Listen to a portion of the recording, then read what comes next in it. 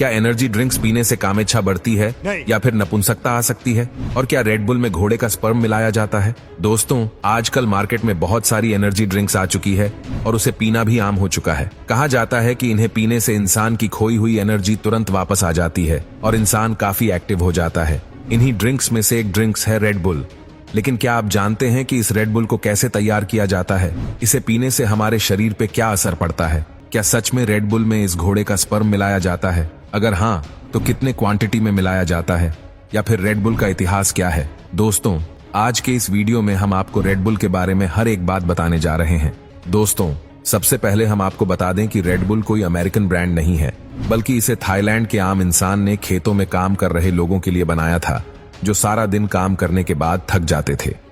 Thailand के लोग इस ड्रिंक का बहुत ज्यादा इस्तेमाल करने लगे थे, लेकिन जब 1986 में ऑस्ट्रिया का एक वैज्ञानिक काम के सिलसिले में थाईलैंड गया, काम करते करते वैज्ञानिक के सर में दर्द होने लगा, लेकिन उस दौरान उसे कोई दवा नहीं मिली। तभी एक शख्स वैज्ञानिक के पास आता है और उससे कहता है कि ये रेड बुल नाम की दवा पियो, इससे तुम्हारा सर दर्द भी ठीक हो जाएगा और तुम्हें एनर्जी भी मिलेगी।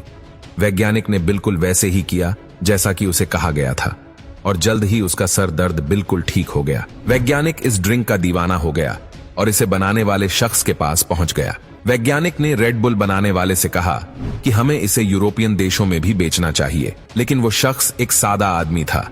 लेकिन उसे वैज्ञानिक का आइडिया बहुत पसंद आया और फिर इन दोनों ने मिलकर एक कंपनी की शुरुआत कर दी। वैज्ञानिक ने सोचा कि अगर वो इसे आम कोल्ड ड्रिंक्स बता के बेचेगा तो इसका सामना कोको कोला से होगा, जो कि पहले से ही मार्केट में काफी ज्यादा बिक रही थी। लिहाजा उसने बहुत चालाकी से ड्रिंक्स का नाम एनर्जी ड्रिंक रख दिया और शुरुआत में तो वैज्ञानिक ने सोचा कि इसे कांच के बोतल में बेचा जाएगा, लेकिन फिर इन दोनों ने मिलकर सोचा कि हमें इसकी एक अलग पहचान बनानी चाहिए। इसीलिए इसे सिल्वर और पिंक रंग के कैन में बेचना शुरू कर दिया गया। देखते ही देखते ये ड्रिंक यूरोप के कई सारे देशों में फैलने लगी, लेकिन इसे सबसे बड़ी कामयाबी तब मिली जब इसे अमेरिका में लॉन्च किया गया। इसने अमेरिकन मार्केट में उतरते ही तहलका मचा दिया था। शुरुआती दौर में रेड बुल की बिल्कुल भी एडवर्टाइजमेंट नहीं की गई थी। इससे शराब के ठेकों पे और क्लब में फ्री में बांटा गया, और जब उन्होंने देखा कि अब नौजवान पूरी तरीके से इसके दीवाने हो चुके हैं, तब इसे फ्री में देना बंद कर दिया गया।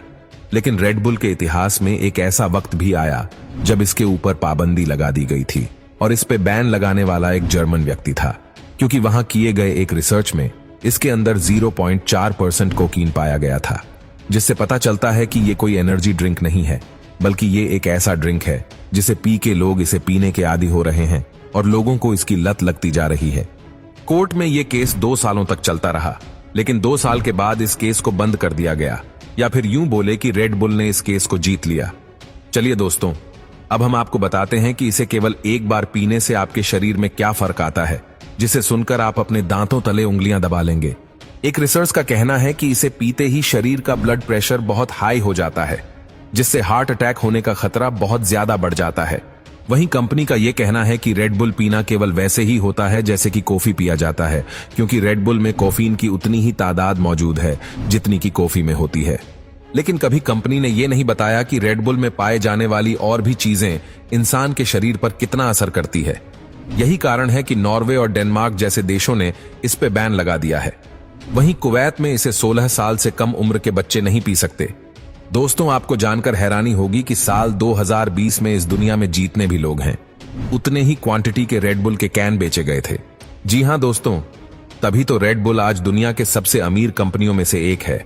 आप इनके प्रॉफिट का अंदाजा ऐसे लगा सकते हैं कि एक रेड बुल की कीमत केवल 7 रुपए होती है, जबकि इसे 120 रुपए में बेचा जाता है।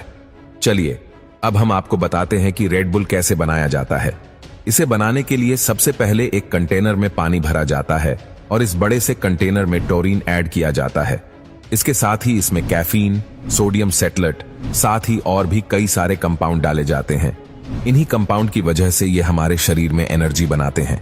रेड बुल के बारे में एक फैक्ट ये भी है कि हर देश में रेड बुल अलग अलग तरीके से बनाया जाता है। अब फाइनली एक अच्छे से मिक्सचर के बाद एक लिक्विड तैयार हो जाता है। अब बारी आती है इसके जांच की। इस लिक्विड की अच्छी तरीके से जांच की जाती है और जब ये जांच में पास हो जाता है तो इसकी पैकिंग की जाती है। चलिए दोस्तों, अब हम आपको बताते हैं कि क्या रेड बुल में सच में घोड़े का स्पर्म मिलाया जाता है या फिर नहीं। दरअसल रेड बुल में इस स्पर्म वाली बात तब लोगों में सबसे ज्यादा फैली जब लोगों को पता चला कि इसके अंदर टोरिन डाला जाता है। अब लोगों को टोरिन से प्रॉब्लम इसलिए हुई क्योंकि ये पहले के समय घोड़े के स्पर्म से निकाला जाता था। आपको बता दूं कि टोरिन एक ऐसा कंपाउंड है जो कि कई सारे एनर्जी ड्रिंक्स में इस्तेमाल किया जाता है और इसके बगैर एनर्जी ड्रिंक्स बन ही नहीं सकती हैं। अब इसका सीधा सीधा मतलब तो ये हुआ कि सभी एनर्जी ड्रिंक्स में स्पर्म स्पष्ट मिलाया जाता है, लेकिन आपको बता दें कि ऐसा बिल्कुल भी नहीं है, क्योंकि आज के दौर में टोरिन इंसान के शरीर से या फिर इस स्पर्म से नहीं निकाला जाता, बल्कि इसे वैज्ञानिक बनाते हैं और बनाए गए टोरिन का इस्तेमाल इन ड्रिंक्स में किया जाता है। तो दोस्तों, आपने कभी रेड बुल पिया है? अगर पिया है तो आपको क्या सही में एनर्जी मिली या नहीं, नीचे कमेंट करके जरूर बताइएगा।